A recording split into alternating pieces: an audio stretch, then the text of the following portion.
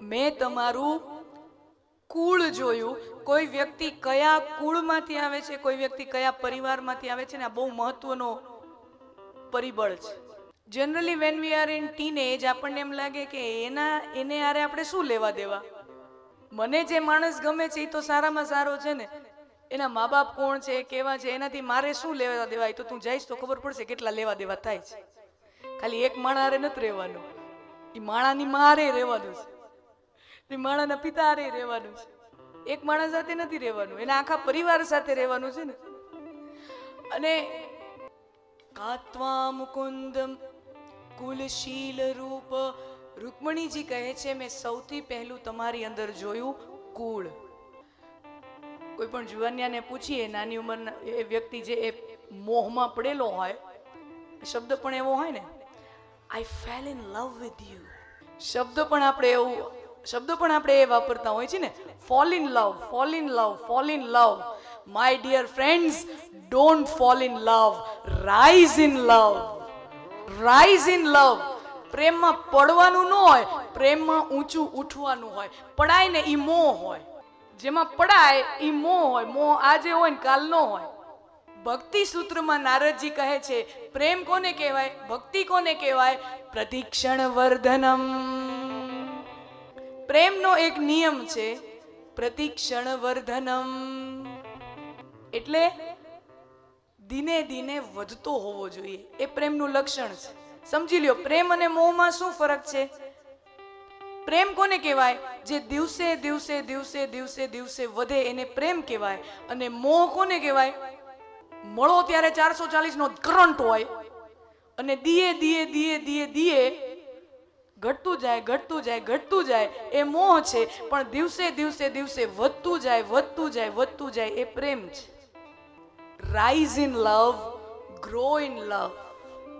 આપણે અર્થશાસ્ત્ર ભણતા, ઇકોનોમિક્સ ભણતા ત્યારે એક આમાંથી અમુક ભણેલા અર્થશાસ્ત્ર ભણ્યા હો, કોમર્સના અમુક કોઈ સ્ટુડન્ટ હોય તો એમાં આપણે એક સિદ્ધાંત આવતો, ડિમિનિશિંગ માર્જિનલ યુટિલિટી. સીધું સરળ સમજાવવું હોય તો એકની એક વસ્તુ લાંબી ચાલે તો એના પાછળ જે મળતો આનંદ હોય એ ઘટતો જાય. આ અર્થશાસ્ત્રનો સિદ્ધાંત છે, ડિમિનિશિંગ માર્જિનલ યુટિલિટી. આપણે ભણતા, બરાબર? યાદ કોઈને હોય, તુષ્ટિકરણનો નિયમ. એકની એક વસ્તુ વધારે ચાલે તો એની પાછળ મળતો આનંદ ઘટતો જાય, ઘટતો જાય. મને બાસુંદી બહુ ભાવે અને 4-6 મહિનાથી મેં બાસુંદી ખાધી જ નથી. અને ક્યાંક આમ સરસ મજાનો કથાનો ભંડારો હોય અને બાસુંદી આવે એટલે પેલો વાટકો આવે ને એટલે તો આનંદ આનંદ આનંદ. ઓહો, ગળું ન બેસે એટલે 4-6 મહિનાથી બાસુંદી ખાધી નહોતી. આજ કથાનો છેલ્લો દી છે ને, ધબ ધબાવો, બરોબર? પછી બ્રેક છે 5-6 દિવસનો, તો કાંઈ પણ થાય તો રિકવર પણ થઈ જાય. તો ધબધબાવો એટલે પેલી બાસુંદીનો વાટકો મળે ને તો બહુ આનંદ આવે.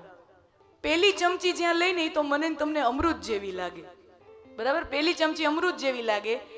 આખી વાટકી ક્યાં પૂરી થઈ જાય ને ખબર ન પડે. એટલે પછી પીરસવા વાળા દીદી હજી લ્યો, હજી લ્યો, હજી લ્યો. બીજી વાટકી આપે, લાવ ભાઈ લાવ, લઈશું. એટલે બીજી વાટકી ક્યાં પૂરી થઈ જાય ખબર ન પડે. ત્રીજી વાટકીમાં આપણો હાથ આમ થઈ જાય. ના હો, બહુ ભાવે છે પણ તો એની લિમિટ હોય ને. ના, હવે નહીં.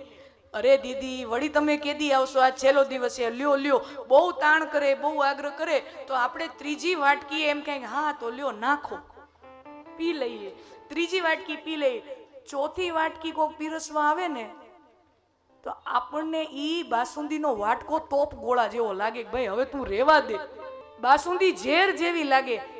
અને કોક એમ કે નો નો નો નો, આ ચોથો 5મો વાટકો લ્યો, ત્યારે આપણે આમ થાળી જ આમ કરી દઈએ, ના હો હવે નો હાલે. કા દીદી લ્યો ને, પેલી ચમચીમાં તો અમૃત જેવું લાગતું હતું. ક્યું? વહી પાંચમી વાટકીમાં કેમ ન ગયું? કારણ કે એકની એક વસ્તુ ચાલી તો એની પાછળનો આનંદ ઘટી ગયો. આને અર્થશાસ્ત્રમાં માર્જિનલ યુટિલિટીનો સિદ્ધાંત કહેવાય. અને કમનસીબે, અનફોર્ચ્યુનેટલી, જે અર્થશાસ્ત્રનો, કોમર્સનો જે આ સિદ્ધાંત છે એ જ અત્યારે માનવ સમાજના માનવીય સંબંધોમાં આ સિદ્ધાંત લાગુ પડે છે કે સંબંધોમાં ઉંમર જેમ જેમ વધતી જાય એમ એ સંબંધનો આનંદ ઘટતો જાય છે. એવો અનુભવ બધાએ કર્યો હોય, બરાબર છે ને? એ અનુભવ બધાએ કર્યો હોય.